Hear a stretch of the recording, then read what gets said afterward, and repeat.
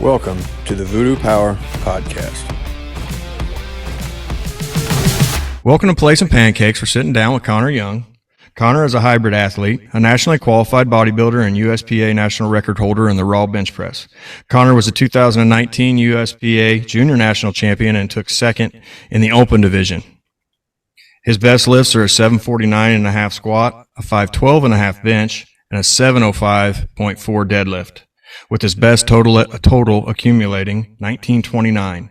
He is the longest running ambassador for animal supplements, which only makes sense for this massive barbell athlete. So welcome to the show, Connor. How's it going? It's going good. So you're up in Michigan? Yep, Kalamazoo, Michigan. It is cold and snowy as shit. We're getting hit with it. Yeah. Well, I'm in Missouri. I'm on the west side of Missouri. I know we talked before this, and you said something about moving to Chesterfield, which is on the east side. I'll be doing that next fall. I'll be going down, and so that'll be exciting. I've lived in Michigan my whole life, so this will be the first time I've ever lived out of state. I've spent some time in other states, but never actually resided there, so it'll be a big change. What's bringing you to Missouri? So my fiance got into a university called Logan University. Mm-hmm. She's got a bachelor's in allied health. Was originally going to go to nursing school, but now she's going to go to chiropractic school. And Logan's a little bit more exclusive than some of them, so it's a big deal that she got in, and we're both really excited about it. Well, good for you guys. I've always had kind of a, I live an hour from my hometown. I'm from a real small town, mm-hmm. and Kalamazoo is a little bit bigger. You got more stuff to do, more gyms, things like that. But I got kind of like a love-hate relationship. On one hand, it's like, this is my home, but on the other hand, it's like, I know almost too many people, all the little squabbles, drama, and you just get like, all right, I've seen enough of this, and but it is still home, so it'll be definitely different moving out. But I've always kind of fantasized, for lack of a better word, of moving somewhere and getting to see a different side of the country. Well, and you only live once, and you can always go home. Yeah, and that's what we might do after she's done with chiropractic school. We want to have a family someday, so we might end up just coming back around, because all my cousins are older than me, so I've got to watch them trial and error with starting their families. And one thing they all say is, if you got a support system around, you got, grandparents around, aunt and uncles, things like that, it makes a huge difference when raising a child. So that's one thing that we're, we'll see what the future holds. The saying is, man makes plans and God laughs. Because everyone thinks they have it figured out, like, oh, we're going to do this for 2 years and we're going to do that. And so who knows where we're going to end up, but I'll just go along for the ride and see what happens. Yeah. That's how I've lived life so far, and I'm still here. So, So you were talking about a small town in Michigan that you grew up. Now, I'd listened to another podcast you had done, and then did a little bit of research. So you grew up in Sturgis, Michigan. That is correct. Right in the middle of Big Ten country. Yeah. Which way do you go, Michigan or Michigan State? Michigan State. I tend to root for the underdogs, but my mom's a big Michigan State fan. Then I was raised Catholic. My dad's a huge Notre Dame fan. Well, he says he's a Notre Dame fan, but all he does is bitch about them. So he just sits in his recliner and yells at the TV. No matter how good they're doing, it's never good enough. But yeah, so we had like one Michigan State banner on one wall growing up, and then the Notre Dame flag. So it was interesting. But yeah, I've always, but now that I'm older, because I remember when I was in high school, and like my lunch table, we just debated sports all the time. I used to keep up with every player, all the recruiting, all that. And now I just kind of root for the Big Ten. So if I see Michigan playing someone from down south or out west, I'll be rooting for Michigan. It used to be the opposite. I used to just hate Michigan with a passion, because half my lunch table loved them, and we just butt heads over that. But so it seems similar to my house. Half of us are Hawkeye fans. When I say half of us, my wife and one daughter's a Hawkeye fan, and then I'm a Cornhusker fan. So, alrighty. So that's kind of how that works out. Now, being where you're from, wrestling's big, football's big in high school through college. Is that what pushed you into the weight room? Because you started fairly young. Well, the reason I started young is my mom actually competed in bodybuilding. So I had a unique childhood where our basement, we had dumbbells up to 100 pounds, squat rack, bench press, deadlifts. We had all that. We had an awesome home gym. And my parents still, they're retired. They don't live where I grew up. But they still got an awesome home gym. So I remember my dad told me a story. I went to a friend's house and I came back and I was like almost upset, but I was too young to realize. I'm like, Dad, they don't have any gym in their house. Like their dad doesn't even work out. What's up with that? Their dad doesn't exercise? Like, that's so weird. And then, so my mom, the way it was, because she was the one that prepped and competed. So the way it was explained to us as kids is mom eats mom food.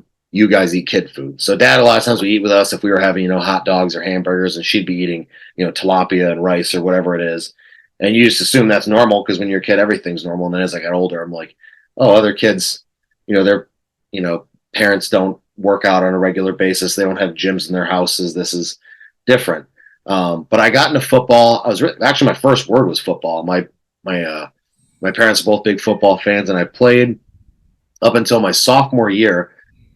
And I was a decent player. I wasn't legendary or anything like that, but I think, because like we were talking about before, I graduated in 2014, and I feel like culturally that was, at least where I'm from, I don't want to make things political or anything like that, but there seems to be a shift in the mentality of a lot of people.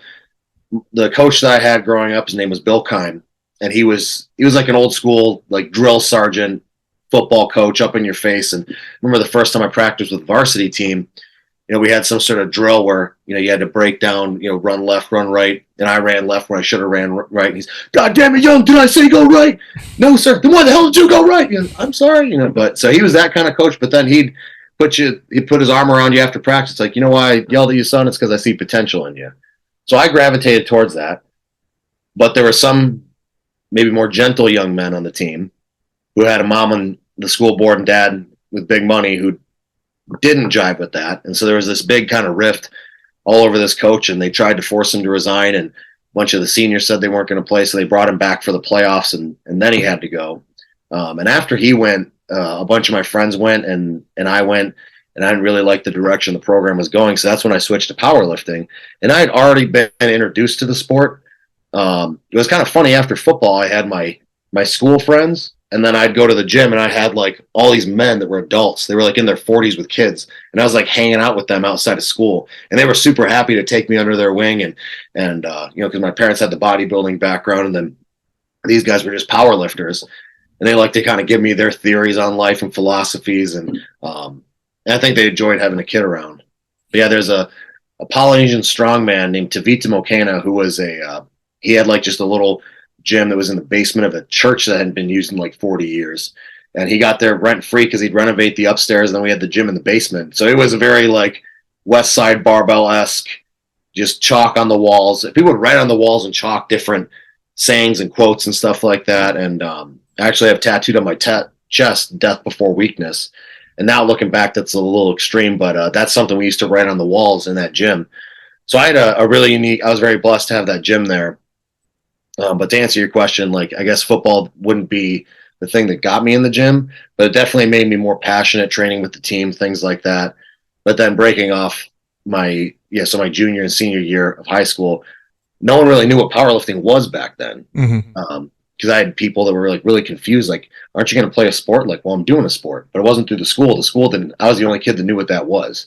Now, most kids know what that is through Instagram and stuff like that. But I had to travel, and I'd be just with these grown men. I'd be the one kid in the car with them, and they'd take me around, and we'd go to these different powerlifting meets. And it was a unique experience. And I don't regret it at all. I've always feared like they would kind of come to be something I regret quitting football, because I would have never played at like a Big Ten school or anything like that. But I saw guys that were on my skill level or maybe less play at like the D2 schools and stuff like that. And I was like, oh, maybe I could have gone that route. But I love the life I have and what I've done with it. So yeah, looking at your Instagram, you've got some really cool stuff on there. And looking back down through it a ways, it shows you when you were a kid climbing on your dad's bench. It showed a little bit of your home gym. How old were you when you climbed on your first bench? I could do the math. I wish I had my phone on me. So it had been 2000. We found a paper that it was a training log from 2009. But my dad had this weird rule. Not weird. It's a really good rule. But I was getting bullied at school a little bit. And then my dad was always known for being a big guy. And that's where a lot of my genetics come from. And he would visit. And I could see that the kids that had been picking on me all day respected my dad. And he's just he's still just got bigger hands than me, a bigger head than me. He's just a masculine guy. And I was like, well, maybe if I lifted weights, I could earn some respect that way. So I approached him one day and I was like, Dad, I want to get into lifting weights. And he said, I want you to think about that. Do you really want to get into this? Because once you start, I'm not going to let you quit. And you might hate me for it down the road. But if you want to start, you're going to train, I think it was 3 times a week. like was the first program, like just some real basic movements, but you're going to be consistent. You're not going to quit. I'm not going to let you. I'm going to drag you down to our basement gym and make you work out 3 times a week if this is what you want to do. And then the whole first year, all we did was work on technique. So I think that might have been in the video, was probably around that time where he just like, focus on your breathing. He quizzed me like, where are your deltoids? Here. Nope, that's your trap. Where's your deltoids? Here. All right, now anterior, lateral, posterior. How do you train each one? All right, bench press, squat, deadlift. What are the differences? And so he just drilled me on that stuff before he kind of set me loose and allowed me to. But at that age, it was really frustrating because I just wanted to get to it. And Mr. Miyagi was holding me back. So it probably gave you a tremendous leg up, because you could walk in your high school weight room and be like, holy cow, this looks like a circus. Yeah, well, that's some of it got undone through, because we didn't have anyone that taught us how to train in high school. And looking back, I'm surprised more people didn't get injured, because they're just like, there's a weight room, have at it. And there was a rumor going around with the kids like, hey, all you have to do is squat to any of the boxes at any height, and that counts as a squat. So we just pass around the tallest box, and it was like a quarter squat. And then, if you raise your butt when you bench, you can actually bench a lot more. I'm like, really? My dad said not to. And it's like, well, actually, I can bench a lot more that way, so I'm going to do it that way now. And then you have to unlearn all those habits. And my dad was all pissed off at me, but I'm like, well, I'm getting away with bigger weights. Then no one's calling me out on it because you're just surrounded by other kids at the time. So I had to he taught me the right way. Then I rebelled against him, and then I had to self-correct a little bit. And a lot of that was when I started linking up with the power lifters in town. They were like, man, your bench is shit. Well, who taught you how to do that? I'm like, well, the other kids say it's okay. And they started preaching like, God damn, it's the same thing my dad said. So he was right and I was wrong. They somehow always end up being right, don't they? Yeah. But I don't know, there's like a point in, I think, every young man's life where you think you're going to outsmart your dad, and you're going to, I don't know, it's just part of growing up, part of adolescence.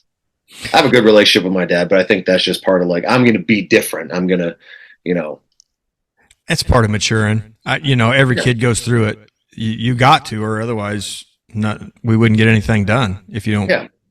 You'd just be stuck in that same loop your whole life. Yeah, absolutely.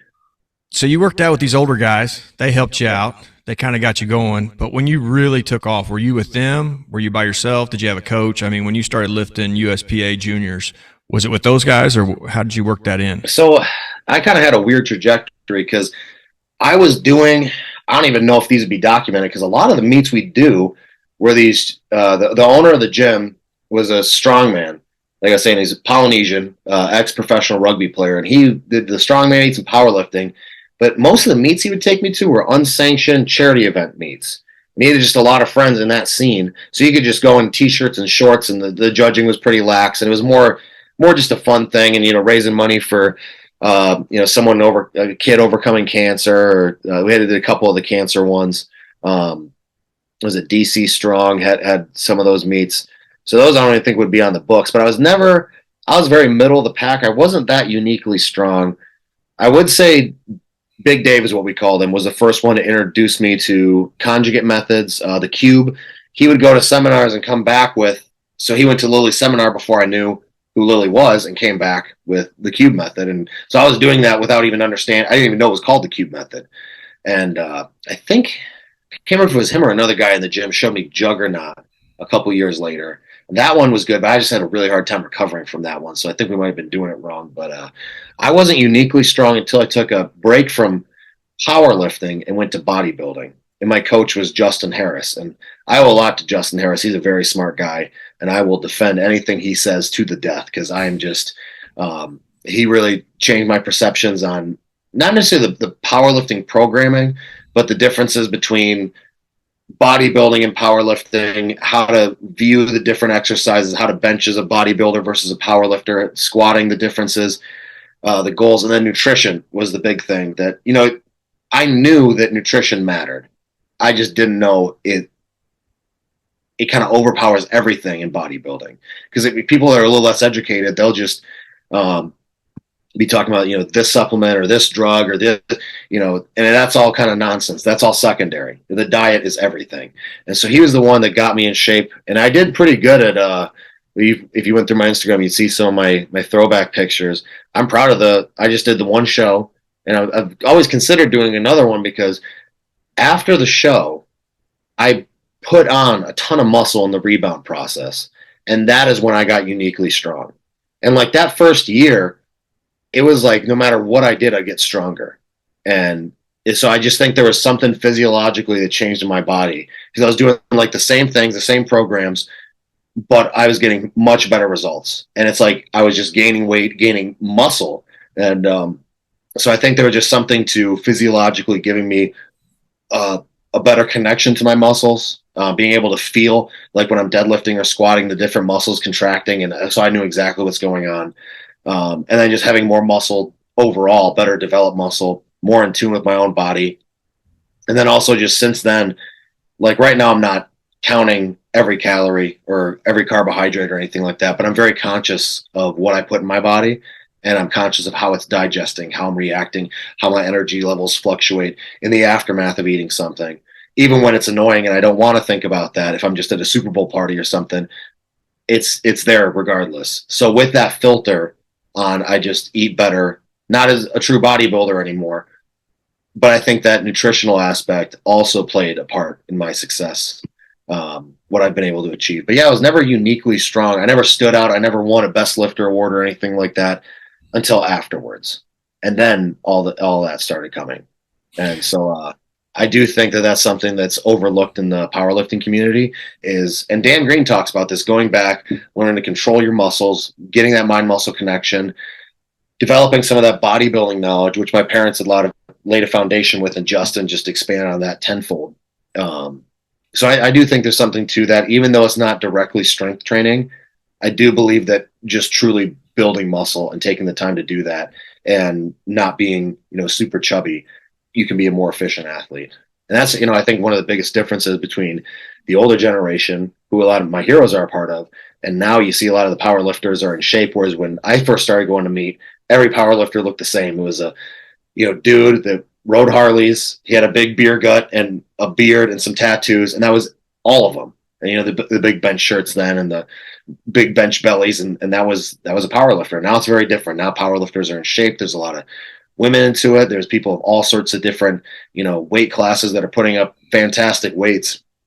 And I think part of that is due to people are a little bit more aware of nutrition and that it's not just bench, squat, deadlift. There's a much more nuance to it now. Even though I like some of the old school aesthetics, you can't deny that, records have been being broken exponentially. Right. And you covered a lot of territory right there. So it's almost like you read my notes because I was actually heading towards the nutrition. Right. I knew you worked with Justin Harris. I'd heard you talk about it before. I mean, he's a genius. He was actually on Table Talk today. I haven't got to see it. He's been down there like every other weekend. Where's my invite? I used to go down there with him, but no, Dave's a super knowledgeable guy. I've got to meet him a couple times. But Justin is just on another level. And he's, not super theatrical with things. So I don't know how, he's got a big social media following, but, a lot of the guys that I'll see, I'll run across random accounts that have bigger followings than him, but have like half the knowledge, less than half the knowledge. But I try to turn on as many people like, hey, Troponin Nutrition, check this guy out. Because this guy, like all this bro science you've been hearing, this guy will crush all that. Yes, he breaks the numbers down into math that makes sense. Yeah. And you can understand it. You can listen to a podcast with him. You can read his books. It's going to help you if you do what he says. Absolutely, yeah. He's been doing this a minute, so he's had a lot of trial. He does, some trial and errors on himself sometimes, but he's a really honest guy. And I was just talking to my friend Muhammad, we call him Mo. He works with Justin, and he's a great coach. He gives it to you very directly. Like when I was on prep, there was a point where he cut my carbs back and my energy levels dropped. And so I, being honest, I started slacking in the gym a little bit because I'd never experienced the lethargy that comes with that. And he knew just from looking at my progress pictures, like, all right, I just cut your carbs and now I think you've been slacking in the gym a little bit. And if you don't make more progress, you're not going to look good on stage. I'm just telling you straight up. You better find a way to get it done, whether you feel like it or not. And that's, a lot of people, I think, want from their coaches almost like a friend. And I am friends with Justin, but then when it comes to coaching, he is very direct and very honest. And I'm like, and that's what I needed. So yeah, I owe a lot of my success to him. He's not the best in the business because he beats around the bush. It looked like from your pictures you had that he had you on point with the work you did and his nutrition. It was so weird because he was just talking about this on Table Talk, the skinny fat phase, where you lose glycogen, but you haven't lost any body fat. And so you just look like a smaller, softer version of yourself. And that's the beginning of that prep. And it's like, all right, I'm on a bodybuilding prep. Is this how it's supposed to be? Are you sure? All right, put my faith in you. And then right towards the end, you're just depleted before you carb back up. And I remember a couple mornings mornings, nights, I just look in the mirror and be like, dude, am I doing a bodybuilding show in 2 weeks? What the hell? Like you just look so flat and depleted, but you have no body fat, but without the glycogen filling your muscles out, you look softer. And he was explaining that whole process to me, like, no, who cares what you look like now? Who gives a shit what you look like 2 weeks out? Because a lot of people like to stay. I'm not going to throw anybody under the bus, but I know of a guy who was very concerned about how his Instagram pictures looked 2 weeks out, 3 weeks out, 4 weeks out, and then thought he was lean enough because he looked good in perfect lighting. I'm like, no, man, there's no lean enough. The way Justin put it to me is like, when you look, you got such a death face in the gym that people come up and they're concerned for your health, then you're lean enough. Then you're ready for the stage. And so I got to that point where I look more just small and depleted, and then you fill back up into the show and your skin's all tight, every vein is popping, and it was a really surreal experience. And especially leading into the show, it's like your body's changing by the hour. And that's where it really counts if you have a good coach or not. Because being able to judge yourself, you're just so out of it at that point. And he'd done plenty of shows at that point, but he's like, oh, I look soft. I need to, lose water. So he'd lose water. Oh, I look flat. I need more carbs, less carbs. And destroyed his own physique in 48 hours because he couldn't judge for himself, or if he'd have just had a reference there. Like, oh, no, you're good. You're full, you're soft. But no, Justin's done it so many times. He could tell exactly where I was going, what I was doing. And nothing gets by him. If you slack off in the gym or do something he says not to, he somehow, I still don't know how he does it, but he knows. It's just one of those things that comes with experience. Now, listening to him talk, he's big on carb cycling. Did he have you cycling your carbs pretty heavy? Yes, absolutely. There were, it was wild. And you have those peaks and valleys where, for me, it was Sundays we had set, and it changed, but for the most part, it was Sundays was a carb refeed day.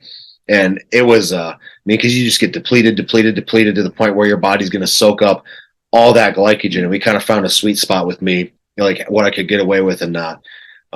But yeah, he gave me some just straight up cheat meals early on, and that's I'd never found a love for food versus when I was on prep. But yeah, you just have these incredible amounts of carbs, rice. There was a type of cereal, I think I only just been Rice Krispies that I was allowed to do because it was rice based, and then towards the end I just rice. And I had some rice cakes in there that were allowed, just as long as there wasn't the sugars was what I was looking for. But yeah, huge peaks and valleys. And earlier, before you're super depleted, the carb refeed days are not as fun as they might seem, because it might be oh, you're going to be a little hungry, eating a bunch of carbs. That's going to be fun. But what people kind of forget about, and what I never thought about, is you get that insulin spike after not having it for a week.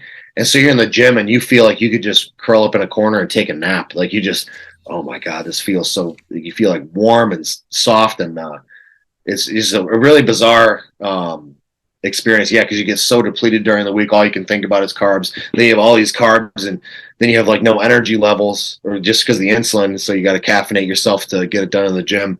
But being able to watch my body respond to those, and it just it's almost like mind-muscle connection before your body and how it reacts to food. And I can still tell how I react to food even now. It's been years, but just your body never goes back to the way it was before. Now we were talking about carb loading there a little bit. So for somebody that doesn't know, we're not talking about just a few carbs. We're talking about 1,000 grams, or probably for somebody like you or something like that. How many grams were you pulling in on your heavy carb days?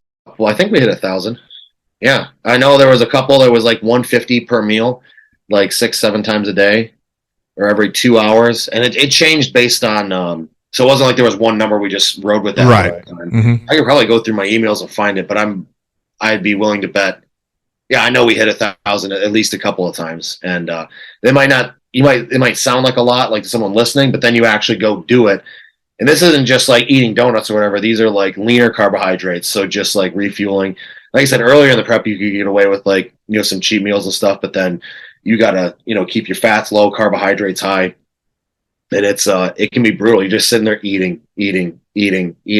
Fuck, man, is this rice going down? Am I making a dent in this? And you just keep going. And but that's part of the game. It's what you sign up for. And you're not eating for fun. You're eating for a purpose. And so you just got to get that out of your head. Yeah, you almost have to dispatch your relationship with food for that time being. Yeah, Frank McGrath had a really good article that he wrote years ago when he was with Animal.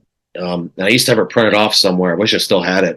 But he talked about a mental trick that he played is he detached his meals from food, meaning basically he would look at it just as like a task he was doing throughout the day. So this is not chicken and rice. This is just a task. Because if you compare your chicken and rice or tilapia, whatever it is, it's never going to be as good as pizza, donuts, whatever fun food you want to have or could be having. So he just thought of it as like, this is like taking the trash out. This is like doing reps in the gym. This is just a task. I don't think of this as food. It's just a functional thing that I have to do to get from A to B. And food is on hiatus right now. So he just thought of it as a completely different thing. And that's one thing that helped him get through it. And I read that, and then I somehow remembered that when I was on prep with Justin. And that just making that kind of mental switch, which is easy to say, but then hard to do. And so, where you just bite, chew, swallow. And you can, I got pretty good at finding like the different salts and things to mix like that to, put on your, you can have like some leaner fish and stuff like that. So after a while, I got pretty good at, spicing it up, but your body craves that sugar. And it's kind of funny. You think you're not addicted to sugar, but then you go a couple weeks without it. And I was looking at, there was I don't know if you ever watched the show Friends, but I think I told Justin about this. I was sitting there and an episode came in where Monica was making Christmas cookies. And I remember just sitting there and I was like, my brother was with me and, my ex at the time, I was like, do you guys see this? Do you see those cookies? Do those look good to you? Holy shit. Those look so good. It was like it was almost like I was like on a drug or something. I was looking at these cookies like, oh, that looks like the best thing. And they're not the main vocal point of the episode. It's just Christmas cookies that happen to be. But it was like when those sugar cravings were hitting, I was like staring at the TV like, holy shit, those look so good. But then you see an advertisement for Oreos or whatever it is, and you're just like, oh my man, they killed it with that ad, man. That makes me want Oreos so bad. They know what they're doing. Like, and then afterwards you look at, oh, it's just an ad for Oreos, whatever. Like, you don't even think twice about it. But food is a drug. So yeah, you take away some of those aspects, that you put in your life with the sugar and stuff. Yeah, you're going to have withdrawals. I've never been in far enough like you have, but I could see where it could happen. Yeah, I never thought I'd have like sugar craving. Like, because people say the word sugar cravings, I didn't really have the ability to relate to that. Mm-hmm. But man, you have sugar cravings, and it's just like you would do anything to be allowed some sugar. And but then there's a certain point, and I've talked to other people that are in the sport that feel this way as well. If you can stay away from sugar for a couple of weeks, you kind of break that spell. But when you're in it, man, that's all you can think of, and you get cravings for. Like, my thing was apple pie. Which I don't hate apple pie, but I don't sit, like, if I could have anything, it wouldn't be, oh, dude, apple pie is my go-to. But I just got these cravings for apple pie. And I think Justin, if I'm not mistaken, either him and his friend had a craving for cereal that they never had. It was like a specific brand. Your brain will just latch onto something sugary and be like, that's what we want. So I just think about apple pie like for days. It's really bizarre to someone who hasn't been there. But yeah, you'll lock on to a certain sweet or a type of sugary treat, and you'll just think about it all the time. And like, man, if I get a cheat day, if I can just get to that point, I'm gonna have apple pie. I know exactly what I'm gonna have. And but yeah, if you can break that and get outside it, then and I went back to it. So I have like sugar now. Like, me and my fiance will have like a snack before bed sometimes, and I'm pretty good with my nutrition. But if we want to split a bowl of ice cream or something, it's not a big deal if you're just like off season or whatnot. But a lot of people, when they try to go back to sugar, it'll taste artificial to them. And I can relate to that, because when I went back, it was still good, but it's like, this almost tastes more like chemicals than like the sweet stuff that I remember. Is there something wrong? Because yeah, we went to Sweetwater Donuts after the show, and I remember thinking, like, these taste like there's like chemicals or like oily or something. What is it? But it was just sugar. And for the next couple days, maybe a week or two, everything that I had was sugar. Because I'd still go out and like eat stuff almost just because I could. But it just didn't quite taste right. And then you get past that and it's back to tasting like you remember. But it is a weird thing that if you remove yourself and go back, your brain just knows like that something's off about it. But to a normal U.S. citizen, that's not the case. So how much weight are you carrying right now? How big are you? Right now, I'm at 235. Right now, I'm working on getting my bachelor's degree, so I'm not prepping for a meet. I'm not doing a show. So I've got, 9 weeks left, maybe 10, somewhere in there, and then I'll be free to go. And so I'm already looking at what I'm going to do afterwards and trying to make a decision in that regard. But so I'm not super careful with tracking things right now. But I'm starting to find the rhythm of, my classes and when different things are due. And so I've been able to have a couple good weeks of training. I did hurt my hip a little bit. I'm trying to learn to squat in heels. And I think I went a little too heavy, too fast with it, which that's how I roll. No, so right now it's about 235, but I've been able to maintain a pretty low body fat percentage, which I'm almost kind of surprised given like because I'll just grab like snacks on campus and stuff like that. And but I don't know, sometimes if I eat from a powerlifting perspective, if I eat too lean, it's almost like I lose a little bit of my power, and then I'll throw in like some extra junk and have some like awesome lifts and hit some PRs and stuff. And so there's been Justin Wells is my most consistent training partner. You might have seen him if you were on my Instagram. And we talk about, he's like, I think you just need to eat more junk food. And it's like counterintuitive. You think of someone that's in the gym all the time needing to eat more junk food. But because but before I lived with my fiance, I just didn't have any sweets in the apartment. I mean, so if I wanted ice cream or a Kit Kat bar or whatever, it just wasn't there. Mm-hmm. So I wouldn't have any. I just eat my meals and go to bed. And now it's, I'm not disappointed or anything. It's okay to have, snacks here and there. But once I'm done with the semester, I want to get back on things. So I'll be like really careful about my body weight, body fat percentages, things like that. But been able to maintain pretty good for having the, kind of pockets of training time that I have throughout the week. And because I'm still trying to work, I'm pretty much working full time and go to school full time. So it's a hell of a ride. But yeah, right. 235 to answer your question would be my most, but it is inconsistent. It goes up and down. So I deal with a lot of kids that are in school. They're trying to put on size. The food is a hard deal for them.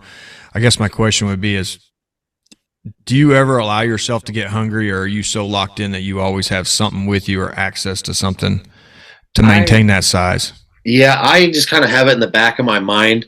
Because for me, like eating not so great is better than 90% of people. If you just walk up to them in Secretary of State or Walmart and ask them their eating habits, I'm going to beat 99% of those people. But when you look at it from like a bodybuilding perspective and what I'm used to, because I like routine, I like regimen when it comes to my meals, and I try to get good sleep.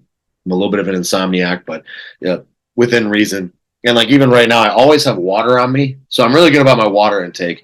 And it's so I try to I don't allow myself to get hungry that often. If I get hungry, it almost feels like I'm failing at something. So I'll have little things right there. But anymore, like if you're not super picky with it and you're just trying to maintain size, you can stop at a gas station or there's different places and get like a muscle milk or something like that.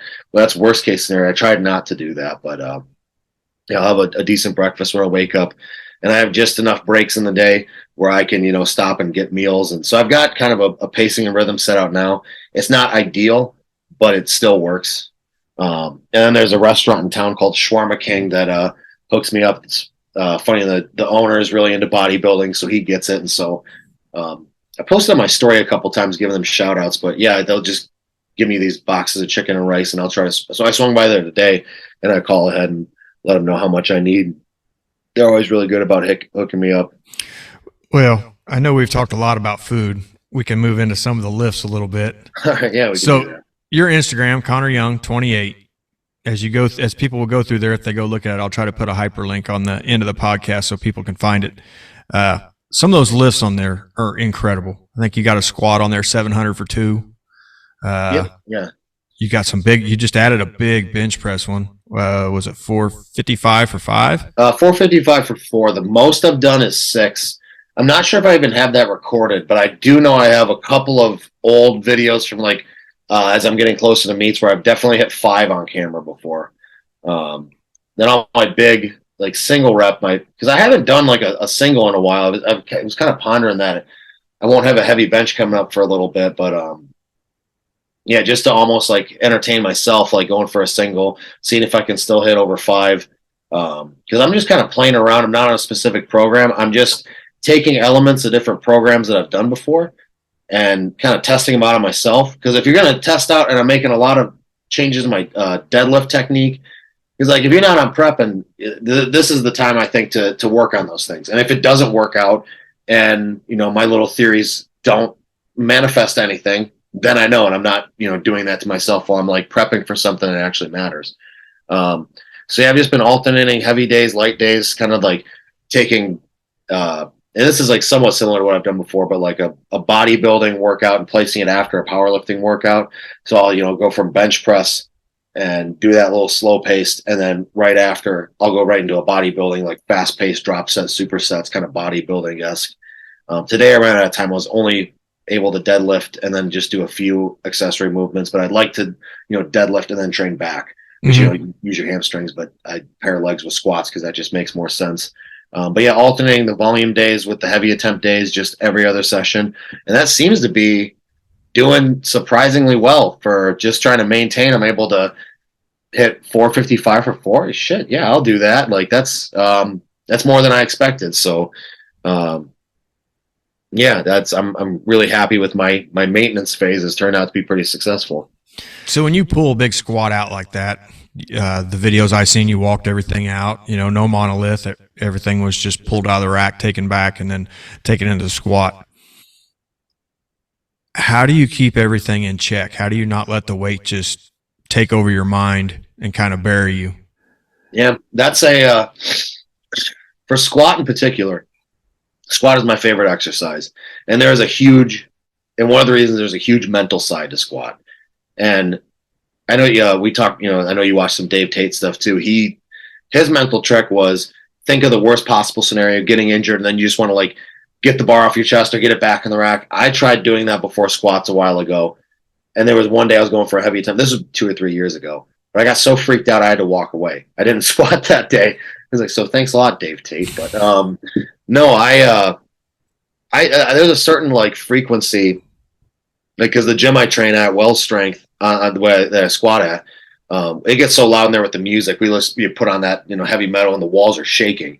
And Justin he's a very accomplished lifter. He bangs his head on the barbell and he's yelling and screaming, and I hype him up. What I do is I kind of go outside and I breathe, and I'll listen to more like melodramatic music and just kind of focus on bringing myself to a calm intensity and approaching the weight with that, and getting under that bar. And just really, when you get under the bar, if you think too much about your technique, that's why you have to get the technique done outside of the heavy singles. And this, back to Brandon Lilly, I talked to him after his injury, and he said the takeaway that he would give young guys like me is, whether it's the bar, 135, 225, you treat it with the same respect. You treat 700 pounds, 800 pounds, whatever it is, you treat the bar with respect. So you're hammering out that technique on, just light sets, build up, whatever you want to call them, accessory movements. I know there's a lot of programs out there, if anyone has them, where you'll train, primary deadlift and then a secondary squat. That's truly where you're working on your form. You're not tweaking your form. It should be instinct when you do a heavy single. And if you don't have it to where it's instinctive and your body just goes, then don't do a heavy single, because it's not worth it. Like, what are you going to get out of it? Unless you're at a meet, then you just got to suck it up and do it. But if you're in the gym, it's not worth the risk to injury. So I'm not thinking at all about, or very, very little, I should say, about where my feet are at, or where my chest is at, or head is at, or my breathing, or anything like that. That should all be nailed in beforehand. That has to be taken care of before you can hit a heavy single or double or anything like that. Because if I sit there with that 700 for 2 or 3, whatever the video was, and I'm thinking about how much weight's on my back, and I'm thinking about too many other things, looking around at the side spotters, I'm going to fail that lift. Knowing me, I will. And that was actually a problem I ran into with deadlifts, because I was taking advice from Pete Rubish, and then we were traveling to see the Lilly Bridges, and they had very different theories on deadlifts. So there was a lot of different cues I was getting. And then I walk up to the barbell, and I have all their voices in my head. And they both had really good advice. They have different theories about things, but I learned a lot from both of them. Really knowledgeable people. If anyone's listening, Pete Rubish and the Lilly Bridge family are 2 really good sources of knowledge. But if you have all those voices in your head when you're trying to attempt something heavy, you're not going to pick up that weight. You got to get to a point where it's hammered out and you just walk up to the weight and you grab it and you're just in the void, as Dave Tate would say. And for me, a lot of times I don't even know exactly what happened when I squatted. So I'll come away and like look at my training partners, like, what did I hit depth? Did everything look good? Then I'll watch the video, because I'm kind of gone when I'm squatting. When I get under the bar, I'm there, but I'm not. Oh, it's just that you could be giving me the middle finger in front of me. Some girl could be flashing her titties. I have no idea, because whatever's in front of me is just blank. I'm not looking at anything. I'm not thinking about anything. I am just in that movement. That makes a lot of sense. It's just like a hitter in the box. You're not going to hit a fastball if all you're thinking about is toe touch, load, all the things. You got to be ready for it. Yeah, same thing like when I played football is, I played tight end and defensive end, and there were, you don't think step by step, once you're into it, you put this hand there, that, you just into it. You're reacting instinctively. And, when you're going to make a tackle, you're not so much thinking about your head placement or your shoulder and stuff. You have to be somewhat aware, but you're just kind of letting your body take over, and you're just using that energy to maintain. So yeah, there's, you see that with my brother's a musician. When he's playing guitar, there's sometimes he gets lost in the flow state. My flow state is under a bar, and you have to, if you can find that, and I think a lot of people lack that, your lifts are going to go to another level. Okay, so bringing back off the heavy stuff, and you're in your sets, your work sets, and you're working on form. You bring the bar out, you step back off the rack. Now you're starting to work on technique. What are you thinking about as you start going down into your depths? Alrighty. Well, the first thing I tell anyone is breathing. So whether you have a belt on or not, you want to brace. And so I do, let me see, what do I do? Breathe out and in as you lift up the bar, because I no mono. So I guess if you're mono, this first part doesn't count. But I have a breath to get it off, and I find my place. I make sure my feet are even, that I'm grounded, I'm centered. I feel that the weight is even on my back, which, if you've been doing it a while, you should be able to do just by, looking at the knurling on the bar, getting under. But I just always take that moment to make sure everything's stable and ready, that nothing's slipping or sliding, that everything feels okay. And then I take that second breath and I brace and I push out. Louis Simmons says, show me how fat you are. You push out against that belt. And that's step one. Step two is, it's more instinctual for me now, but I will sit with my hips back a little bit. Now we're starting to see a little bit more of the knees forward, especially with the sleeve lifters, and they'll have their feet a little more angled out. I'm a little bit more old school, so it's slightly wider stance for me, lower bar on the back. So I put the bar a little bit below my traps. And that's, I think, part of what builds my traps is pushing against that weight. And I make sure my entire body's tight. My arms are tight. My back is tight. Everything's tight. I keep my spinal erectors rigid. That's something that I think has really helped me, is if you can build up your spinal erectors, and there's plenty of accessories to work on for that, you'll be able to balance a lot better with that squat. If you watch any of my squats, my chest is up the entire time. And if someone's having a hard time with that, any sort of back movement, which, seems like, you think of squats as legs, but getting those spinal erectors, any of the core back, work on that. And then if you got a kid like that's, new to it, have them find a point on the ceiling and look up at it. And so, if you got like a rack across the way, sometimes a logo will be there, or just something on the ceiling. It doesn't matter what it is, but just to keep their line of vision up as they're squatting down, to keep that chest up. Because if they round forward, that weight can go on you real quick. So being able to keep that in control. And now what a lot of people that are new, they think that like kind of leaning forward, it makes it look like you're hitting a better depth. It's an illusion. It's not real. And anyone that's been in the sport, or any sort of powerlifting judge, isn't going to fall for that. Not even close. So just worry about where your legs are at in relativity to the ground. And then the problem I had forever was uneven feet. My left foot would be a little bit ahead of my right. So that's something I keep in mind. Hitting that hole, depending on what you're doing. So for me, if I get a new pair of wraps, I have to kind of relearn what depth feels like. But you need to, from coaches or training partners or video, learn what hitting depth feels like, so you don't have to question it all the time.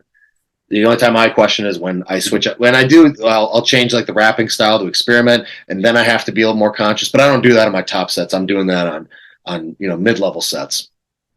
So you focus on hitting that depth. and getting that explosive strength out of the hole. You can do jumping exercises or just explosive squats in your working sets to build on that. Because that's one thing that Justin's always challenging me to jump off for whatever reason. We got tires outside or just touch that explosive. Like when you're coming out of the hole, you are aggressive against that weight. It might look, as you're watching the videos, like it's the static, slow grinding thing. But no, I'm exploding against that as hard as I can. And that's, 700 pounds is going to hold you back. But yeah, I'd say breathing is number one, foot placement, bar placement, depth, hip placement, and relativity to the bottom. And then when I hit the top, it's just minimal time. In training, it's minimal time. And I just kind of, since the power rack, I just have it set up so I can lean forward in. And so I'm not really I might take one step, but I'm trying to minimize the amount of steps. With certain combo racks, it changes the dynamic. It just happened to me in a meet recently. I hit one of the J hooks on the way down, because some will have the where you unrack and then a second J hook. A lot of the newer racks won't have that. But if you're squatting out of just a power rack, it should be 1, 2, maybe a third step, and then right there. Because I see guys that are walking around kind of shuffling their feet a lot. If you're new to it, that's fine. You might have to, take a couple of steps, but you should be working on that 1, 2, down. Because every step you take with all that weight in your back, you're losing energy, and you want to have it as efficient as possible. Do you box squat any, or is everything you do free? Most of the stuff I do is free. I need to start box squatting more. The main reason I'm not box squatting now is mostly time, because I'm very time restricted with pretty much all of my training. Sundays I have some extra time. If I don't have I manage a store called 101 Fitness, and we do gym installs. So I'm a lot of times on Sunday mornings I'm dragging a treadmill into some guy's basement, or setting up a squat rack was the last one I did. Rubber mats, like the whole thing. And so I'm building a home gym in the morning and then going to squat. And if I gotta do something afterwards, or I think it's important to work on all elements of your life. So if we have a date night, Mackenzie and I got to keep that timing in mind.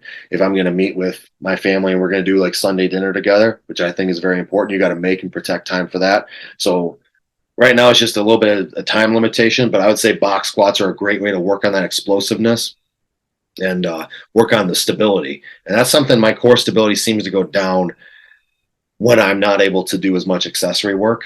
And so today after deadlifts, I kind of had, again, time restraints. It's like, what am I going to work on? I worked on my core. Because I just saw he's a holistic doctor, but primarily a chiropractor. We were analyzing why I was having hip pain. I just started squatting in heels for the first, just more experimenting with it. Like I said, I've been doing a lot. And he was saying my core was a little bit underdeveloped from some exercises we ran, and my adductors were a little bit underdeveloped. He just had me do some basic tests and relative to the rest of me. So I was working on core today. But yeah, the long story short, the reason I don't box squat right now is primarily because of time. I think that it should be a part of a healthy powerlifting program. I don't go super heavy with it. That separates me from a lot of the guys. I'm just using that. I really I'm very conservative with my heavy attempts, and it's almost like I'm waiting to hit a point where it's no longer true. But the more conservative I am, the stronger I get.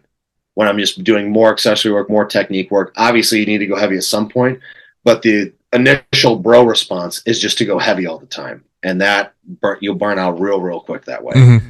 And you might be able to, even especially if you're young, you might be able to maintain it a little, but it's not optimal and it's not preferable. It might feel fun to, max out all the time or go heavy all the time, but that is not the way to truly build strength. It's in the boring sets. It's in the accessories. It's in the technique work.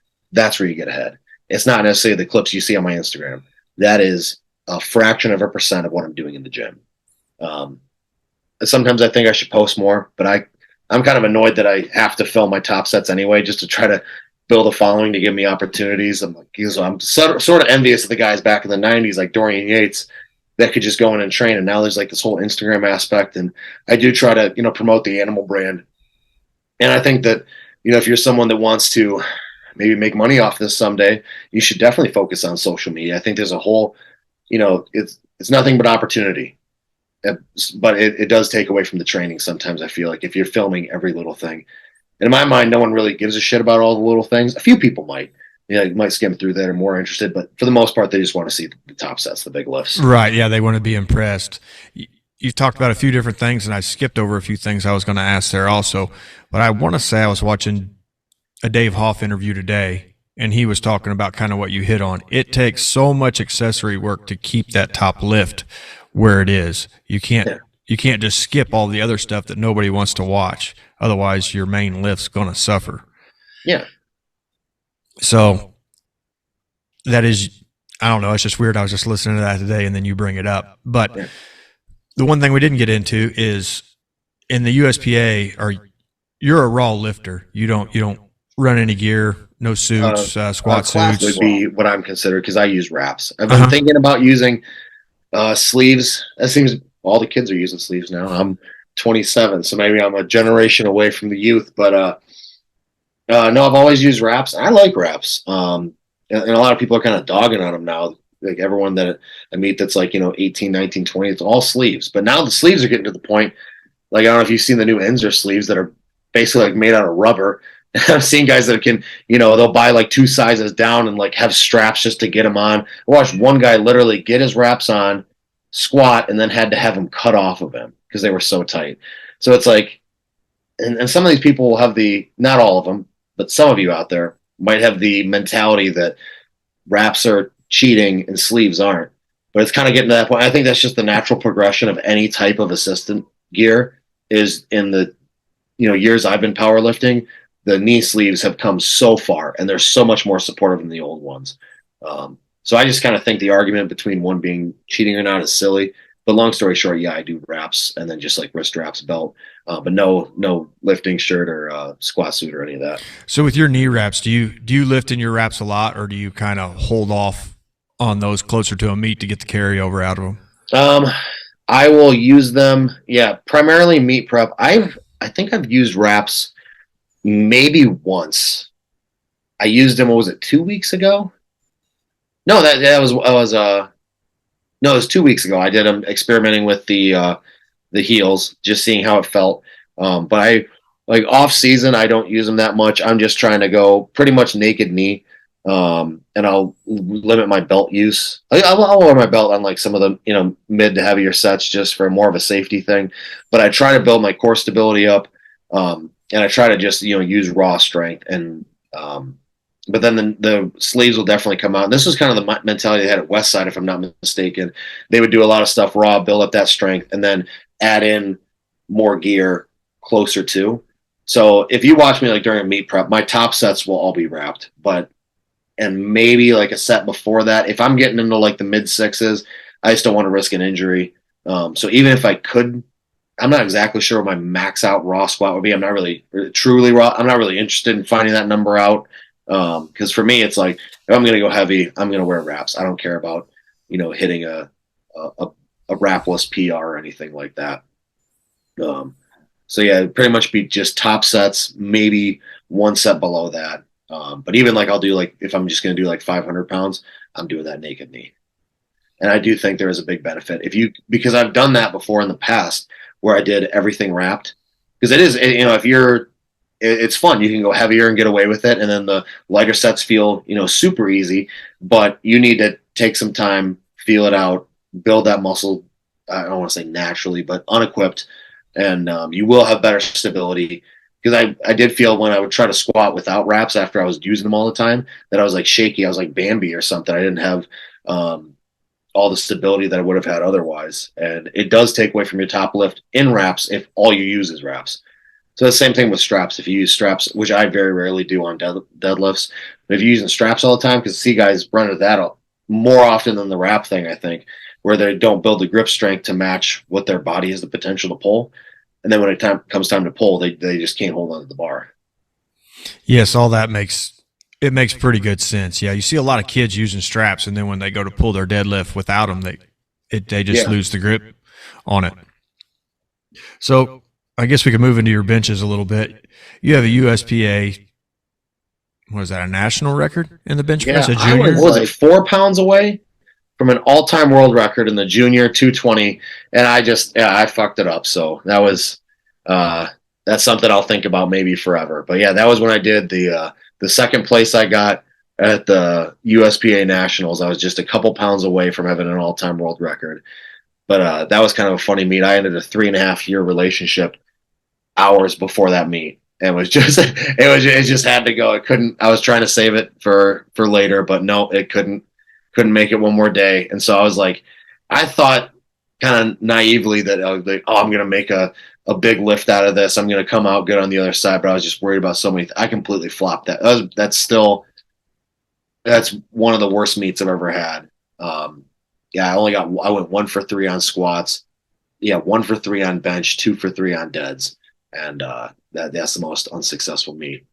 So I bombed out of one meet, but other than that, that was definitely the worst meet of my life. But yeah, I was just a few pounds away from having that on my resume. But well, we can go over the bench a little bit like we did the squat. Now, obviously, the top set, like you said, needs to be built in.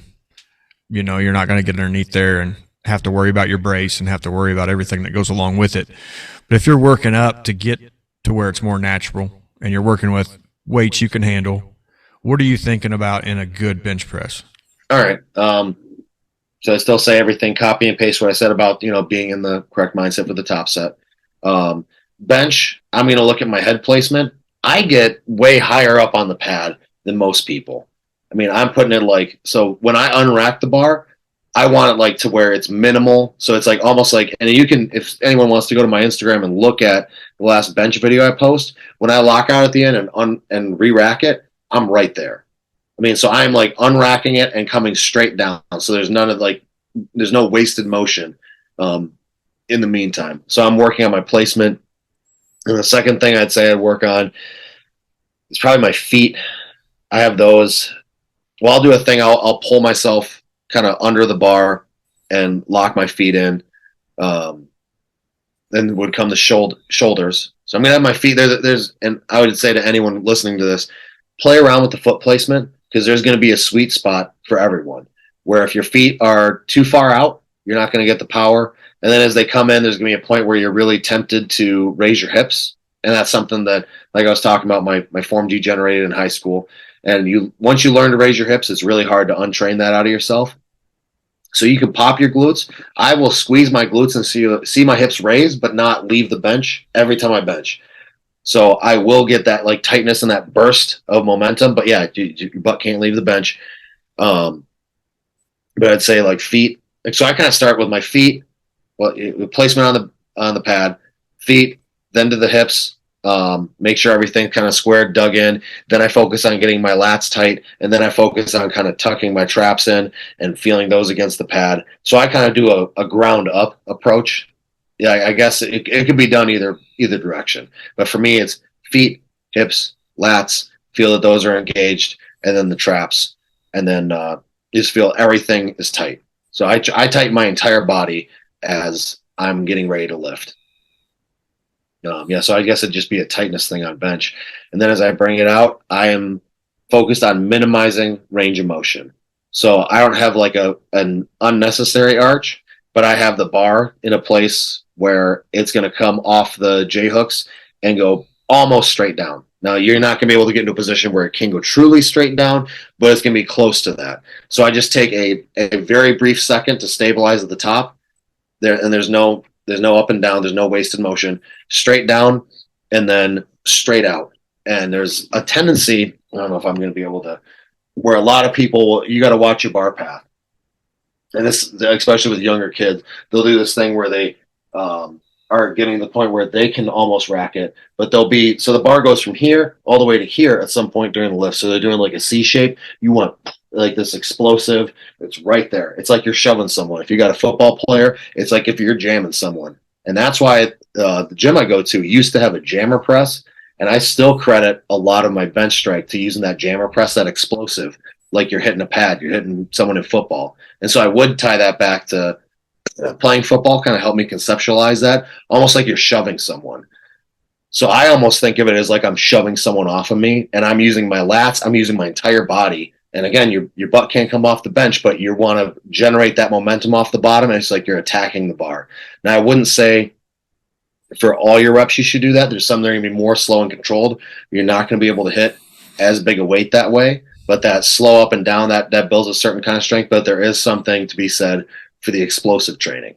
And when it comes to your top sets, obviously if you have enough weight, you're not going to be able to throw the weight off of you, but you're training with a certain aggression. So I'm having my elbows tucked. And yeah, because another thing that people do, if I'm working with someone new, they tend to flare their elbows out. And I think part of that is if you watch like the guys benching pumping iron, it's like a bodybuilding technique. But also for whatever reason, it's just human nature to want to kick your feet, which you should never do. You want to have your feet planted underneath you and to flare your elbows out. So I tell them, if you're going to shove someone, you're not going to shove them like this. You're not going to block them like that. You're going to come up underneath here. And so obviously you can't quite do that with a straight bar, but you want to get as close to that motion as possible. So elbows tucked and get into that shoving motion. And I'm really aggressive with it. And that to me, a lot of people find like, I don't want to say they view it as more honorable with like the more steady benching. To me, like you're pausing at the bottom and I'm pausing at the top and I'm just all aggression in the middle. I'm creating momentum off the bottom. And so I will use a hip pop, but it won't come off the bench. I am like keeping everything tight the rest of the time, but I'm generating that momentum off the bottom. So yeah, it's going to be elbow placement because the shoulder placement is kind of done, after I unrack it. So it's going to be more like my elbows, and the bar path is something that I'm somewhat conscious of. And after you do it long enough, it's just going to be like a habit. And then if you watch any of my like higher rep when I do like sets of 10, it's funny because people on Instagram will give me more shit for this than I think it's due. But if I'm just doing like speed reps, I'm not quite locking out, because that's just going to be extra stress on the joint. So I'm just doing that to work on my explosiveness. And that's kind of my party trick. I can rep out 405 for like, I think the most I've done is like 14 speed reps. And then like maybe like 11, 12 pause reps or somewhat paused reps is going to be controlled reps, I'd say, has been the most I'll do for that. So you lose a rep or two, but I'll just work on that speed work and people, oh, it doesn't count, didn't lock out. It's like, we're not doing this for a meet, man. Like those are illegal. Like what is legal and illegal? Like I'm just trying to maybe build a little bit of muscle, A, and B, work on my explosiveness. And the most hate I ever got on something, because I told you the gym got rid of the jammer press, but I'm going to recommend this to everyone listening, because a common piece of gym equipment is the hammer strength. Those big levers. And so if you have an incline hammer strength, you can use that as a jammer press. You can drop the seat down, or you can do it seated too. I'll do that. But you're just working on that explosiveness at the bottom. It's the same thing. It's just these big levers that are plate loaded. And instead of just being like in a truly standing like cage, you're just up against, it's just a hammer strength piece of equipment. So I'll do this explosive where I'm not locking out all the way. I'm just working on that. I'm not having any eccentric on the way down. And I tried to articulate that. And if anyone goes back in my reels, it's one of my most viewed, but I counted over 50 comments. They were just like talking shit to me, like, oh, ego lifting, this guy, blah, blah, blah. And you're the problem. There's this guy in every gym. I'm like, no. Let's read the caption. I'm trying to work on my explosiveness, and I'm treating this like a jammer press. So I think that, you do need the slow and controlled reps, but I think that generating force off the chest is something a lot of people are lacking. And I see guys that are benching almost too carefully, which maybe you should be careful if you're brand new to it. But after that, you gotta train with some aggression. And you gotta train with some intensity. And that's the only way you're gonna get this force to move. Throw that thing off your chest. So okay. I was a little bit long-winded. No, it's fine. That's why I wanted to have you on, is you've got more insight than most people. Yeah, but there's a kind of a weird culture. And there's a couple bodybuilders that got that. They'll be trying to illustrate something like that on social media, and people are very purist and very elitist in their mentality of things, that everything has to be locked out, slow, eccentric, Dorian Yates-esque. And I'm like, well, that works in one aspect of training, but and it worked for him, but really you look at most pro bodybuilders, they're gonna not do the slow eccentrics as much, because and Justin Harris just talked about this, kind of opens up the risk to injury. And if you wanted to generate that explosive force, yeah, you need to definitely do pause reps. You have to, if you're going to do a meet, because you're going to pause. You have to do that, but you also have to work on generating that force. And that's a whole other side of training that I think a lot of the powerlifting world is in the dark about. And I have tried with different programs getting rid of that style of training, and every single time without fail, my bench drops without that explosive training. And it drops pretty quickly too. And so I will always find a reason to keep that in and work on that explosiveness and generating force off the chest. regardless of what the popular culture, I don't even know if it's just a subgroup of people on comment sections that want to be purist about form and like this picture perfect technique. It's like, well, for explosiveness, yeah, you just worry about generating the force and then just let the weight come back down. And I don't know, you know what I'm talking about when I say jammer press? Have you seen one of those before? Yep. Okay, yeah. You guys have those there? We have a makeshift one out here in the gym. We don't have a true one, but we have one we built. Yeah, the gym I had one, and they sold it away or something, and I was really bummed about that because I use that all the time, and so I had to switch the hammer strength. I still make that work. I do that pretty much every time I bench heavy. I'll do some of that and just work on that explosiveness. Yeah, we haven't got into it too far, but some of the different aspects you're talking about here now, I guess we'll kind of open the door up. You talked about the cube, Brandon Lilly's method. You talked about running a conjugate, and you talked about a little bit about speed work. I guess to get all of those do incorporate speed work. So do you run something like West Side, when them guys were talking about 3-week waves, chains, bands, 50%, 55%, 60%? How do you schedule what you think you need for your speed work? Speed work, the last 2 meets I've done, I've used Lilly Bridge method, which are definitely more because I'm trying to remember if we did I did a little bit of no chains and very little band work. So everything was pretty much raw.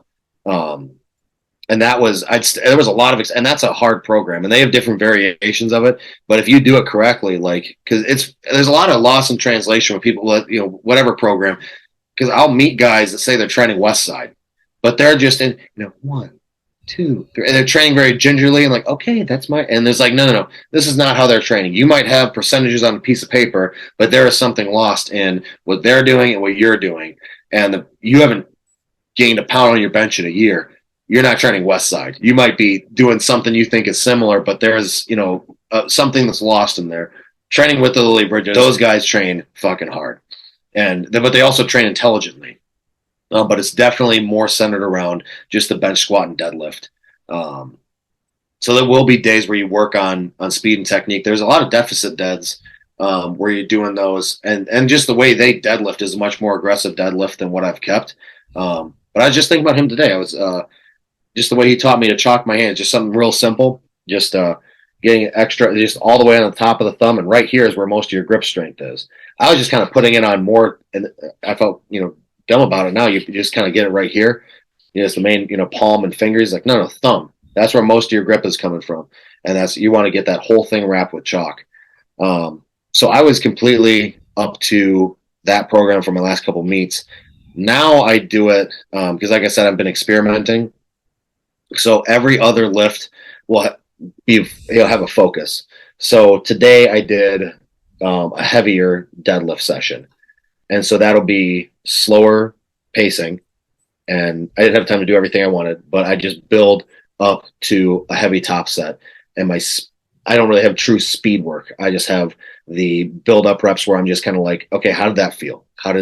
Was my form off? Looking at different aspects of it and then working up to the top sets. And then typically what I do if I have the time is then more of a bodybuilding style workout. But my accessory work will be minimized in my heavy day. And this is something I kind of picked up from the Lilly Bridge program. So after you do the heavy set, you're going to you still do some accessory work, but it's going to be a lighter load. Then next time I do deadlifts, I will not go as heavy. And they can do this. I'll maybe try to break this down after I finish this. But they do it a little bit different. They do squat and deadlift on the same day and just kind of pick a primary. I'm splitting them into 2 days just for time's sake, more of it. And then I kind of enjoy what I'm doing now as well. But when I go lighter on deadlifts, I'll do more top sets, more numerous, but not as intense. And that's where I'm working on that speed, that explosiveness. And then I'm going to do things that back up the deadlift and also build just muscle in the back. So I'm doing a little bit of the power building, which I could see an argument why that might not be as beneficial from just a strength side.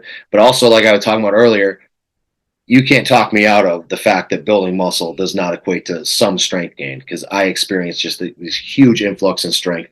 I would not have a best lifter award, I don't think, if it wasn't for that bodybuilding show I did and putting on that muscle like I did. So I still keep some of the bodybuilding movements in there. So that'll be your hammer strength, things like that. But really, those are just big levers. So it's not, I don't really like the machines. Like, I don't know if you see any of the Life Fitness stuff that's like really smooth and on a track. I want things that are either bent over barbell rows, pull ups, good mornings, different variations of deadlifts, deficit deadlifts. I really don't do heavy deficit deadlifts relatively. Those are always going to be speed work. I don't really go super heavy on good mornings either. Those just scare the shit out of me. And I think it's a really good, easy way to get hurt. But dumbbell rows, barbell rows. But everything I do with those, I'm controlling the weight a little bit more. And so I'll do a little bit of an eccentric. Let's say I'm just doing bent over barbell rows. I got a couple plates on there. A little bit of an eccentric, and then exploding on the way up. And I'm working on my grip strength. Everything I do in the gym, always, regardless if it's back or not. I'm using back as an example right now, but I'm squeezing the shit out of it, focusing on that grip strength. That's a great habit to get into. And so that'll come almost more in the form of accessory. And then bench would be the one where it is definitely a speed work bench, lighter, faster paced. And usually that's not like a full lockout that's boom, boom, boom, explosive. And then the next bench session I come to will then be slower paced, will then be heavier. That's the set that you just saw was a heavier bench day. It'll be fewer. I'll go lighter on the accessory work and more on the primary movement. So I'm alternating every other one. And so far, for being just kind of like me winging it on the off season, the fact that, I can just kind of go and rep out 455 for 4 means I'm doing at least something right. But these are aspects of like the Lily Bridge program just kind of morphed into, my own version, partially for my own just to fit my schedule and to be able to have these quick workouts. So I'm not sticking true to like their methodology, but I'm taking aspects of just like different programs that I've run and just kind of amalgamating it. And I think that is part of the benefit to running different programs. And so if you got a kid that's getting into powerlifting, if they ask, what program they should run, 5x5 is a great one. But at the end of the day, just pick one and train with passion and see what you learn from it. Because you're going to learn something. And there's going to be something about it that you don't like if you truly understand the program. And then maybe in a year or two or the next prep, try a different program and try a different program. Expose yourself to different ideologies and see how that works. Yeah, right now it's an alternating. So heavy, light, speed work will come on the light day. Everything with the heavy day is going to be more form based, and even the accessory work, I'm going to go for more of a squeeze, more heavy. The only thing I'll do that'd be faster this is just for more like health than anything else. Is so after I finish that heavy bench or today, like with the heavy deadlift, I won't go right into heavy barbell rows. I'll do something that's almost like a mini break. So just like something with a cable, just something to build mind muscle connection. Maybe I do that explosively. But it's not really putting any stress on the joints or anything like that. So that'll be not a break. I'm still doing an exercise, but I'm not straining myself as much as I was, not as taxing. And then I can go into more of a compound movement. Okay. To make sure I'm not misunderstanding, essentially you're keeping your volume the same in all of your workouts. You're just rotating where the volume comes from. You could say that it would end up being lower volume on the heavy days. But yeah, I'm still keeping volume in both days. Mm-hmm. And I also enjoy training that way. I like having a little bit of intensity when I train. So it's been fun. But the biggest thing I'd say right now is also alternating techniques, like trying to squat with heels for the first time. I have a buddy that wears the same size shoe I do. So I'm trying out his, and I did something wrong because I tweaked my hip. So I'm trying to figure out exactly, because I was just, let's try wider stance. Let's try, shorter stance. Let's try walking out this way, that way. How'd that feel? And all of them, I have to say, I was way, way deeper than I typically am, because I thought I was at parallel, and I watched the video and I'm like significantly below. I'm like, well, holy shit. Like so there's something going on there. And so I don't know if it's just my body wasn't calibrated I've always squatted just in chucks, just flat footed. And I've been able to build a good squat that way, but now's the time to try new things. I guess we can move into the deadlift next. Are you a sumo guy or are you conventional? I am conventional. So I would be willing to try sumo. I try to get in because my fiance is a sumo puller, and she pays a lot for her coach, puts a lot of effort, and she's a really good deadlifter. That's probably her strength. But right now, we just cannot, for the life of us, deadlift on the same day. Because I wouldn't mind trying sumo, because I think there might be some potential there. Because right now, when I try sumo, other than when I start going heavier, I'm just very off balance. And I can see watching the video, there's some of my techniques wrong. So I am a conventional puller. I've trained conventional my whole life. And to me, that was like I don't know, it's just the bias of the guys that taught me how to do it in the first place. Like, this is how real men pull. And now that's kind of silly, but it's just one of those things. I'm very comfortable as a conventional puller. And I've built my strength that way. With that being said, if in the coming months when I start prepping again, I would like to start experimenting with the sumo deadlift. But everyone in my inner circle, they're all conventional pullers. So I don't really have an expert in person that is going to walk me through the cues and techniques of the sumo pull. And so just for my own, like, I guess, safety and just, well-being, I'm not right now trying to learn sumo or expand on that. But also I enjoy conventional deadlifting. So yeah, I've always, and in every competition, I've never done a sumo pull. So I've all been conventional. All right. So in this whole thing, where did Animal come in? How did you get hooked up with them? Animal, I guess that'd be kind of a long story because it started. I just started off as a fan, and like I said, I was the only kid that was training with this group of powerlifters. And there was a guy named Marcos Albaran, a super nice guy, and he still lives in Sturgis, and he's just super sweet guy and really passionate about bodybuilding. And so all these older men are kind of showing me their philosophies on things. And let me ask you something. You ever seen a movie called Pumping Iron? No, sir, I haven't. Okay. Have you ever read a book called The Journey by a guy named Frank McGrath? No, sir, I haven't. All right. Well, if you're going to call yourself a meathead and you're going to train with us, you got to do two things. You got to go home and you got to watch Pumping Iron. You have to. Then you got to go online, and it's a free book that I think there might still be a link to it, but it's called The Journey, and it's more of like a philosophy book than anything else. But it's by Frank McGrath, and it's just his mentality going through a show prep, and it's really well written. It's super motivational. It's not a super long book. It's like 3 pages per week. So I can't remember exactly how many weeks. I think it was more than 12, but however many. So you can read it in like a day or two. Just sit down. It was a super motivational book, and I love the movie Pumping Iron. I have it, the 25th anniversary edition, on DVD somewhere. But that's how I got introduced to the brand Animal, was through The Journey. And this guy at the gym, like, you're not a meathead, so you got to read this book, which was just one of the books that he enjoyed. But it's very motivational, and then you got to watch Pumping Iron. Otherwise, you're not a meathead. You're not one of us until you've done those two things. It's like, yes, sir, I'll go do that. So that's how I got it initially with it. And then I started visiting the cage when they held that, just as a fan, and met some of the athletes, did like a bench your body weight challenge. And that's how everyone that entered got like a small thing, Animal pack. And I thought they were like bodybuilding drugs. It was just a multivitamin pack. But I was like, I was Googling what are the side effects, like anything like that. And so it was exciting times. But then I got more technically involved with them is there's a guy named Jeff Rhodes out of Illinois, and he's one of the reps there. And the store that I now manage, me and my fiance are the two that work it.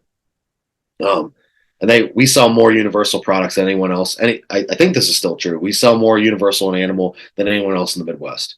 So we move a lot of their product. But this was just when I was a customer, and I was always wearing the Animal gear. Because my response, I'm kind of taking on a tangent, but my response in high school to not fitting in as much, because people kind of mocked me as, especially when I quit football, a lot of people got mad at me. And so they kind of mocked me like, oh, you're just a meathead. I'm like, you know what? Fuck you. I'm a meathead. So me and my brother, we'd shave our heads. We just all the time, just like completely bald, buzz cut. And I just wear gym shirts and Animal and just more like aggressive. And that's when I started getting into like the band tees and stuff like that. So I was like, oh, you want a smelly meathead? I'm going to give you a smelly meathead. So I kind of like leaned into that image rather than away from it. So I was always wearing like Animal t-shirts. And then if you're involved, you're going to like the ABC events and stuff, you just acquired free t-shirts. And then I did a couple of powerlifting meets. And the one I went to, I was wearing like an Animal t-shirt with a hoodie and like the hat and the gym bag and the whole thing. And a guy named Jeff Rhodes was there. And then he brought it up to, so it was just kind of weird. Jack Van Engen was the guy who was running the store, which was in the area. And he's like, man, there was this kid. And he was like, real fired up. And there was like this whole crew, and he was wearing all of our stuff. And Jack's like, yeah, that kid shops here. His name is Connor. And Jeff Rhodes was like, well, we need someone they were called it the Animal Pack Street Team. This was before Instagram, so it was before brand ambassadors. So basically they just had me, they just found people who are passionate about the brand. either through the forum or just in person like that. And they sent me like a tablecloth and some samples. And so I'd go to like some of the powerlifting events that I tell you, like the non-sanctioned charity events. I just set up a table and people, so I, kind of learned about the products then. And people would ask me like, well, what's Rage? Oh, it's a pre-workout. It has, caffeine. It's got nootropics. Here's Pack. It's got a digestive enzyme, product in there. It's got a liver pill in there. It's got your multivitamin, and we just walk them through the products and sample it out and sell stuff for them. And so that's how I initially got started.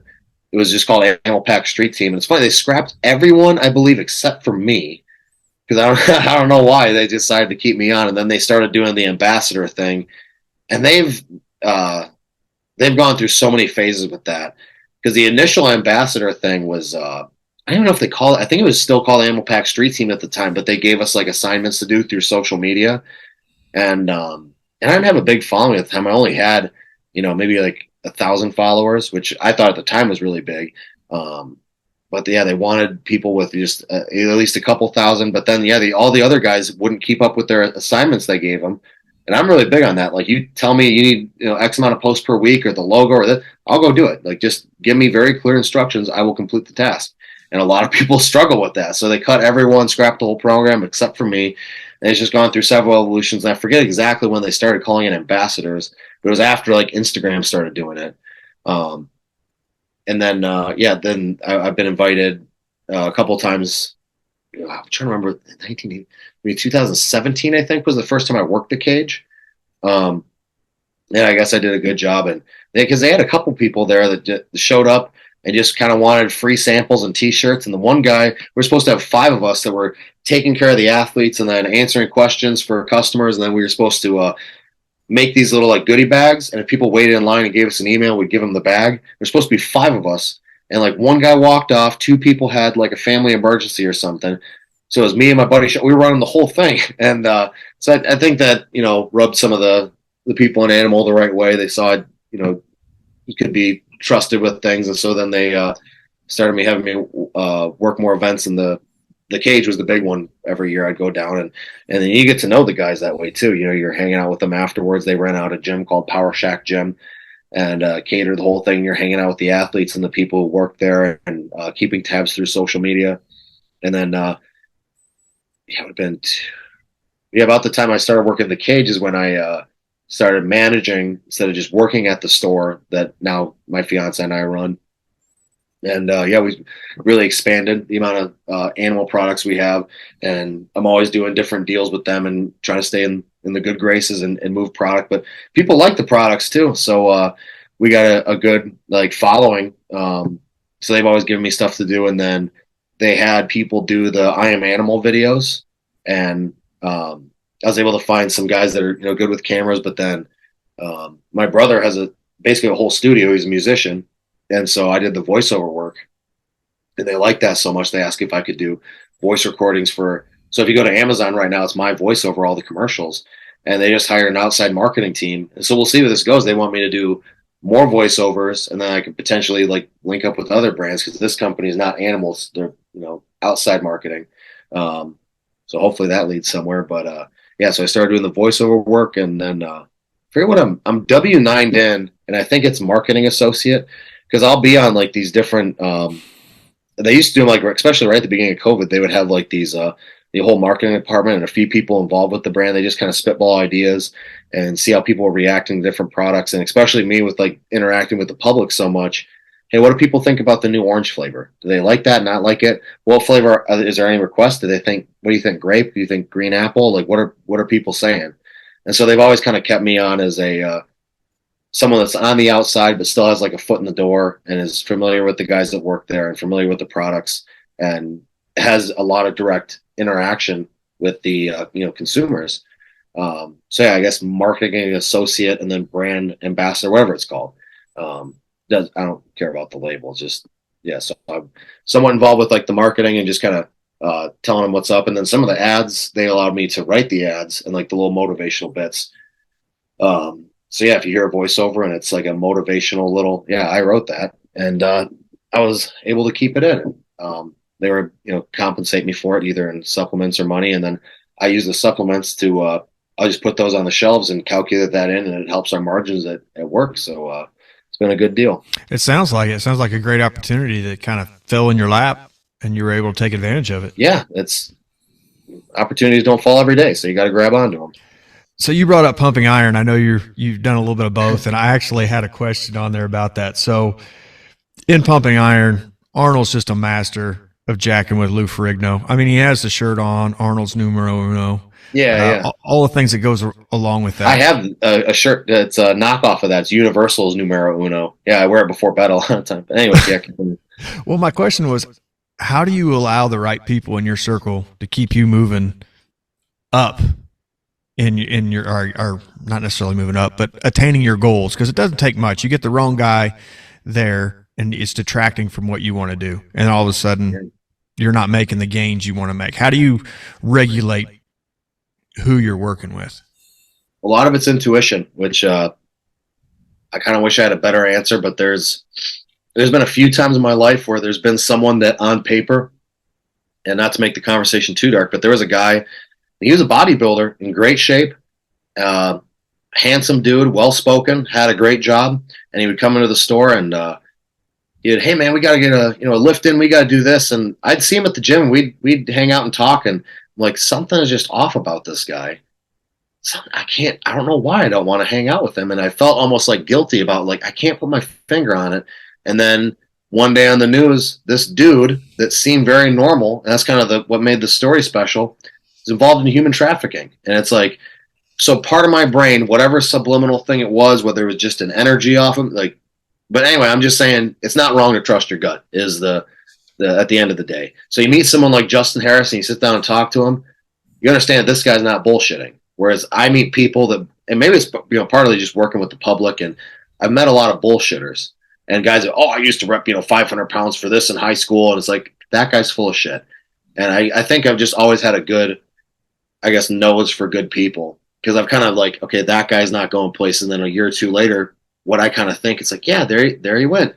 And but to anyone young that's listening to this, there's going to come a point in your life where you're going to have to let some people go that maybe you've had history with, maybe you've been close with. And that's happened, especially this last year. I've had to, set boundaries with people. And especially me, like, I'm trying to get married, trying to, make different moves. I went back to school. I'm one semester away from getting my degree. I got 2 associate's degrees this last year. So I'm trying to move in a positive direction. And there's some people that might be fun to hang out with, might be fun in the gym, but you have to understand, like, those people might be fun, but you have to, at some point, I think it's just part of being a man, you have to pick a path. And if those people aren't on the right path, you don't have to be mean to them, but you have to set those boundaries.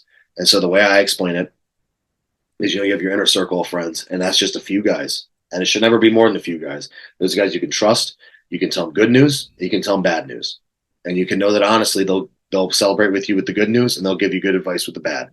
Outside of that, you can have some other friends. Maybe you keep some healthy boundaries, and there's other friends you just need to keep at a distance. And there's some, especially in the powerlifting and bodybuilding world, there's a lot of ego.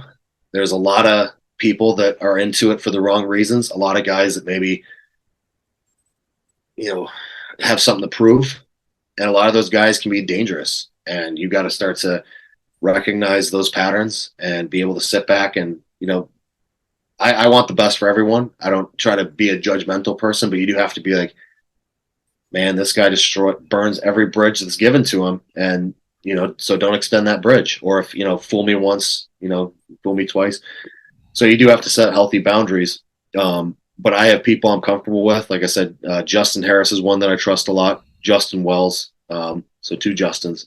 Those would probably be, when it comes to the gym, people I'm closest with. I have a brother that I'm very close with. My fiance, I can trust her with anything. So you have to have that intuition. And there's going to be times you get it wrong. There's been times I've gotten it wrong and put my faith in someone and just like, man, that guy. And, everyone makes mistakes. You got to allow that for people. But it can be a tough thing that someone maybe you've trained with, bled with, done different things with. But if they're not going in the right direction and they've got some silly ideas about things, or, and you can watch patterns with how they treat other people, you're not special. If they're, screwing over everyone else and lying to everyone else and stealing from everyone else, is coming your way.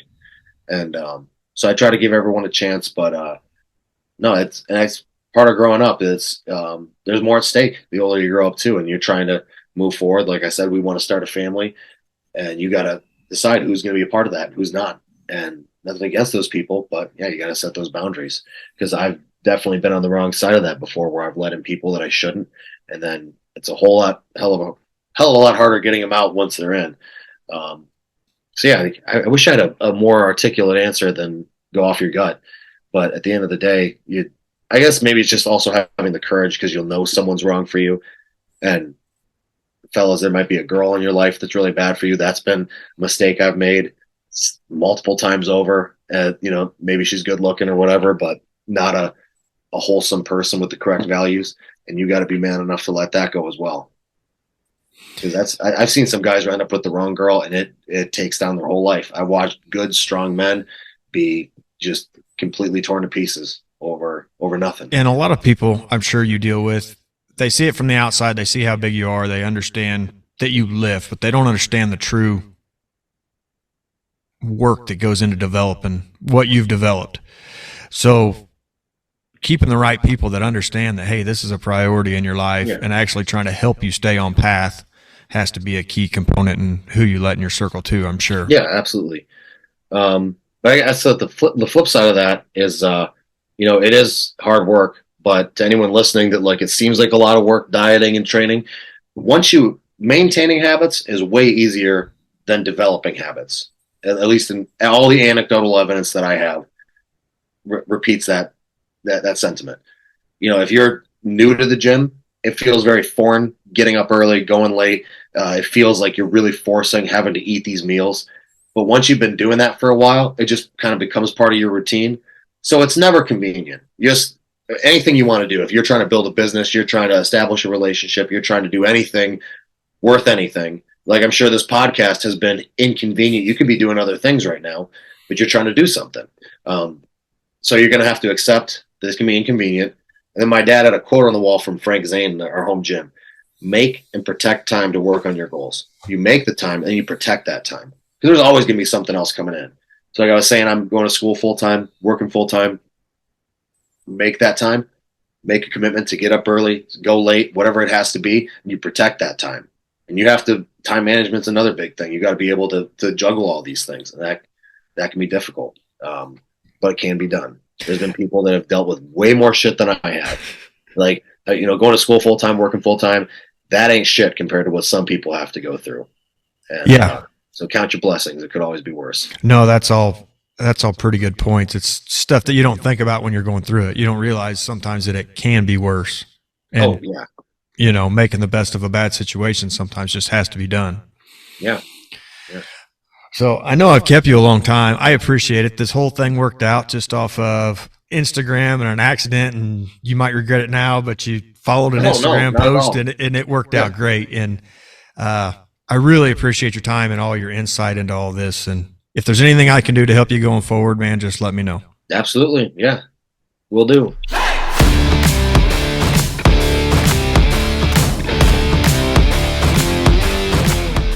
I mean, you're the guest. I have you on because looking at your stuff is pretty freaking amazing, man. All right. Well, I appreciate it.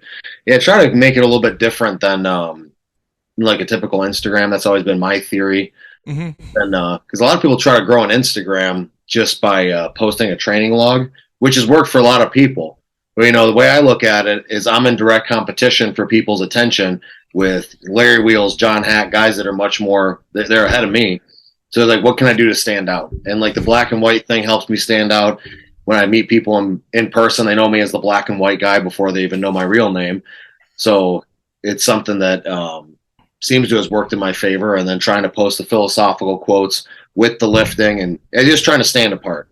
That's what I liked was, you went back, you pulled some Brandon Lilly stuff. You don't see a whole lot of that on Instagram.